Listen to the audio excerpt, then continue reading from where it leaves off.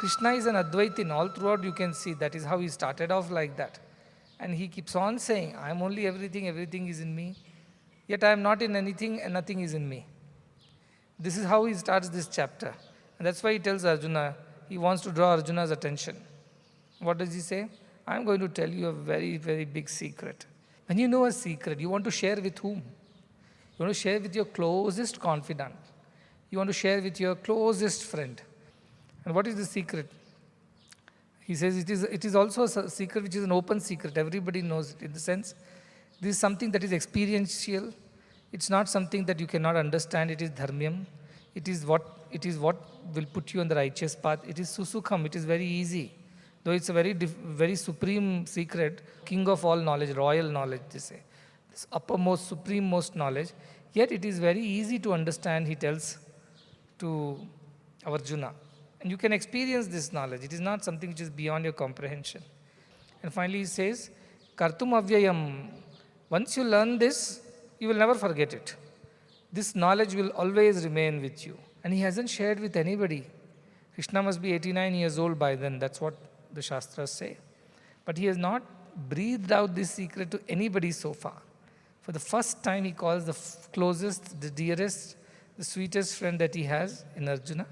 And he tells him, here, I want to tell you something very, very important, very secretive. Because what he tells is Advaita philosophy. There is a way to understand Advaita which satisfies everybody.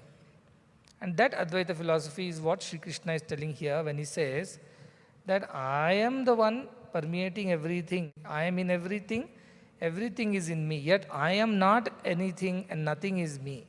Then he explains that what happens is that when you go in the night, when there is darkness, there is this rope lying on the road somewhere. Somebody dropped it. But from far when you see what happens to you, you get shocked.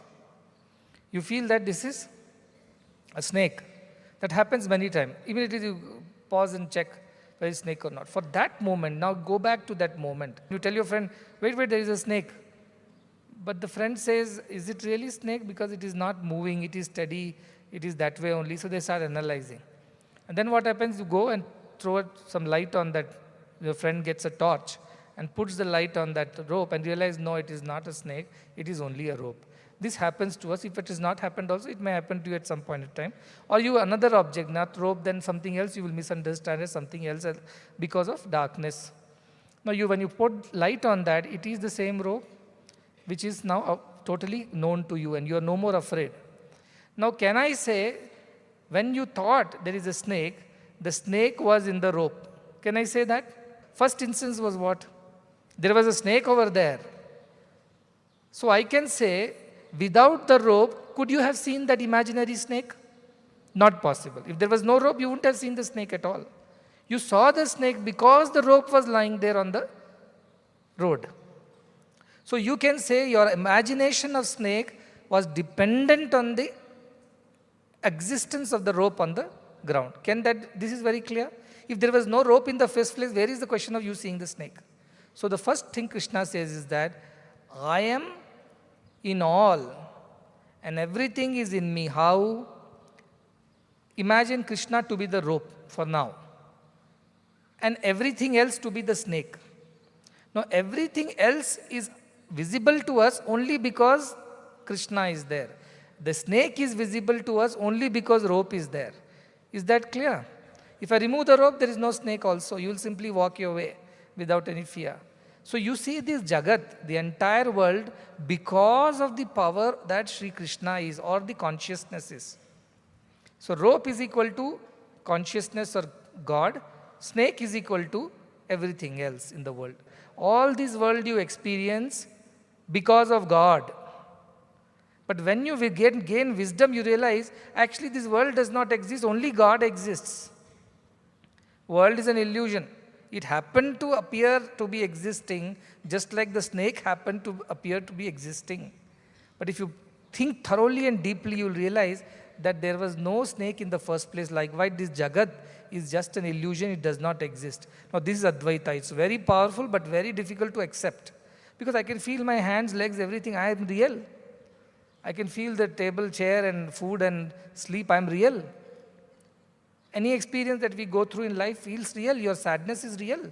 where happiness is real. My relations, my achievements, my failures, successes. How can you say all this did not exist? But let me ask you, when you imagine that snake was there, did you experience fear or not? Did you experience fear? Was that fear real? Real. You felt the fear in your heart. You stopped. You put, my God, there is a snake. But was it true fear? No. Once you know it, there was no snake, where's the fear? Likewise, we feel all emotions in the world.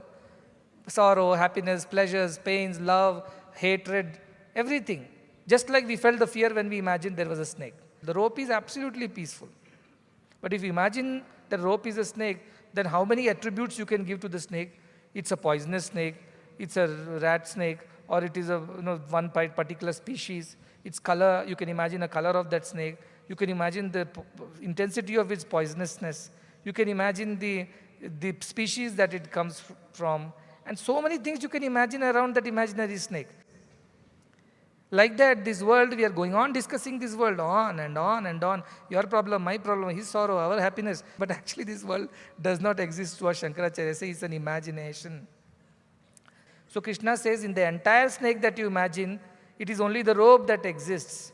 Like in the entire world you imagine, it is I, consciousness alone that exists. That is the first thing.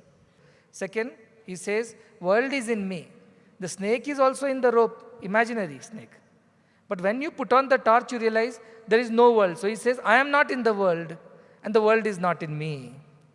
The moment you put on the torch, I appear to be existing in the world appears to be existing in me, but the only truth is that I alone exist. That is the Advaita philosophy. The moment we put on the torch of Bhagavad Gita wisdom, and we realize there is only rope, there is only consciousness, only Krishna, the world is only an imagination, all our emotions also disappear. When you become aware of everything, snake is not in the rope, rope is not in the snake. Rope alone is, snake never was. This is Advaita Darshanam Jnanam, it is said.